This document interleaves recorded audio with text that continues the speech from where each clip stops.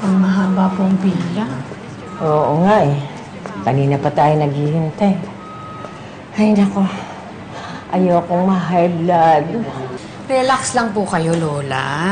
Kaya nga idol na idol ko po kayo eh, kasi palaban talaga kayo. Ay, nako.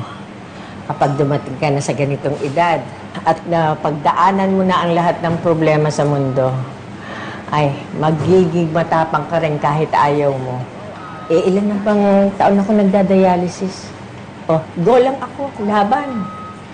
Kaya ikaw, ha? Laban ka din, ha? Oo naman po, hindi naman po ako Bata ka pa eh.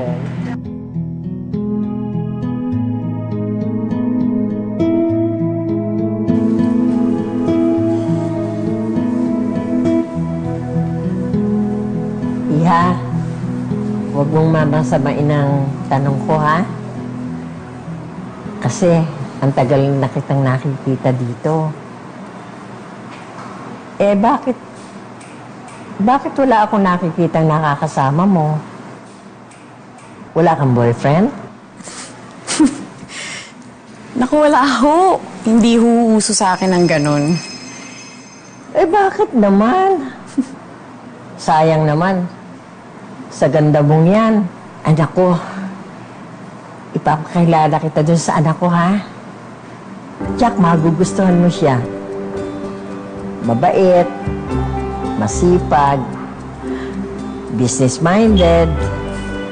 Yun nga lang, pihikan sa babae.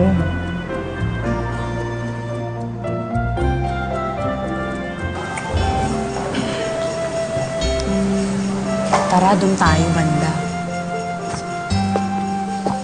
Beshi, ang gwapo mo. Ang gwapo mo. Parang familiar siya. Siya ba yung kinikwento mo, Besh? Shh, tumayos ka na, sa simbahan tayo. Magmimisa na mo. Paalis ka na? Opo. Kailangan ko po kasi umuwi ng maaga. Inihatid ako ng anak ko eh. Sayang, di kayo nagpang-abot. Hintayin mo na ha. Babalikan ako doon. Para magkakilala na kayo. Pasensya na po, Lola Meli, pero nagmamadali po kasi talaga ako eh. Sa susunod na lang po, ha? Sige po. Sige. Ingat po.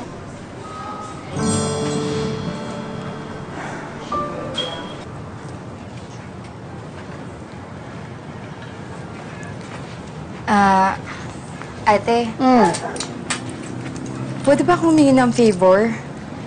Kasi umalis na si nanay, hindi ko na naabutan. Kung okay lang sana, iwan ko muna si Poyong. Saglit lang ako, promise. Magsasabit lang ako ng mga requirements ko sa agency. Sige. Pero bilisan mo lang, ha? Baka mamaya, kung saan ka pa pumunta. Hindi, ate, babalik ako agad. Promise, ha? Sige. Poyong, magpakabait ka, ha? Huwag kang magpapasaway si tita mo. Bye-bye. Ate, una na ako. Sige. Sandali, Mildred. Dagdag mo na sa pang-application mo. Malaking bagay din na magtutulungan na tayong dalawa para sa panggasto sa pamilya. Thank you, ate, ah. Sige na. Malilate ka. Matraffic ka pa. Sige, babalik ako agad. Good luck, ha? Ma'am, paano? Mauna na ako. Babalik ako sa opisina, ha? Sundin mo ako mamaya ako. Coding ako, ha? Coding? Baka mahuli. Baka mahuli yung driver niyo. Sige, balikan ko kayo, ha? Ingat po kayo dyan. Ingat, Okay, bye-bye. Ay, Stella! Si Romeo, anak ko.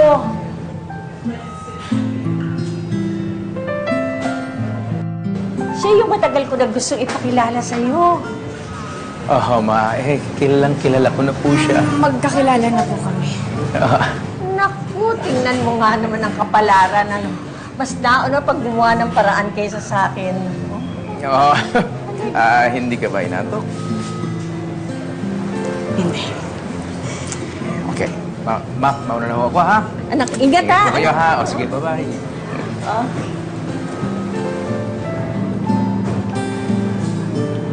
Okay ba, anak ko? Pwede? Pasado?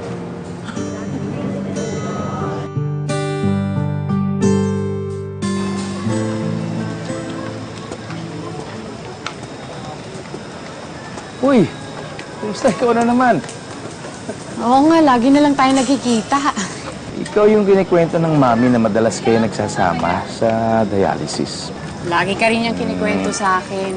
Halos lahat nga nang nangyari sa'yo, alam ko na eh. Naku, si mami talaga, oh. Ano naman sinasabi sa'yo? Ay, ano naman na kinuwento nun? Teka mo na, ba't ka nga pala nagda-dialysis? Kasi yung nanay ko nagkasakit. Kaya kinailangan kong i-donate sa kanya yung isa kong kidney. Kaya lang, ako naman yung nagkasakit. Kaya ako nagda-dialysis. Oh, huwag kang maaawa sa akin, ha? Pareho lang kami ng mami mo. Laban lang ng laban.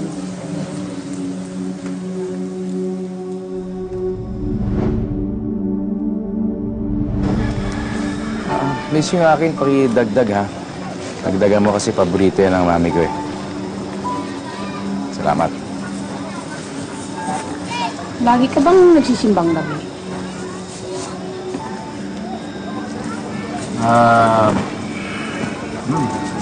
Nabubuo mo.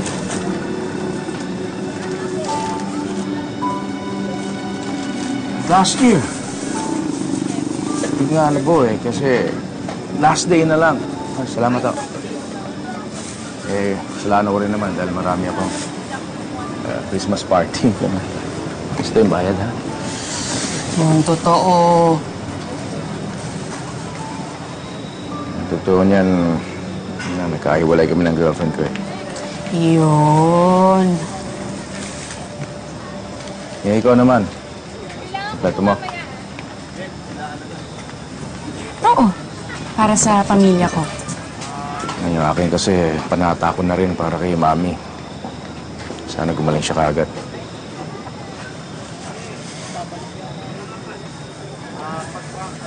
Sige. May mga bagay sa mundo na kahit anong gawin mo, mangyayari at mangyayari. May mga tao kasi na kahit hindi mo hinahanap, kusang dumarating. Ama namin, sumasalangit ka, sambahin. Gaya ng lalaking to. Lagi na lang kaming nagkikita. Tapos nakakatabi ko pa sa simbang gabi. Para siyang destiny. Na bigla-bigla na lang dumating sa buhay ko. Ano kaya ang magiging papel niya?